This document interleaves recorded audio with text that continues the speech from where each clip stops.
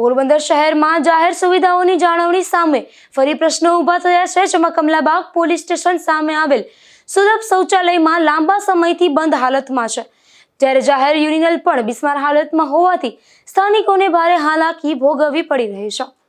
પોરબંદર મહાનગરપાલિકા હસ્તક શહેરના વિવિધ જાહેર સ્થળો અને મુખ્ય માર્ગો પર સુલભ શૌચાલય અને જાહેર યુરિનલની સુવિધા ઉપલબ્ધ છે, પરંતુ કમલાબાગ પોલીસ સ્ટેશન સામે આવેલ સુલભ શૌચાલય ઘણા સમયથી બંધ હાલતમાં જોવા મળી રહ્યું છે।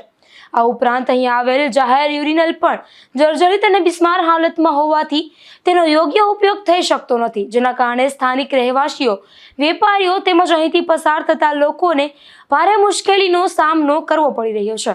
સ્થાનિકોએ મહાનગરપાલિકાને બંધ પડેલું સુલભ શૌચાલય તાત્કાલિક શરૂ કરવા તેમજ યુરિનલનું સમારકામ કરીને જરૂરી સુવિધા ઉપલબ્ધ કરાવવા માંગ કરી છે। નિપુલ પોપટ સાથે અશોક થાનકી, ગુજરાત ન્યૂઝ, પોરબંદર।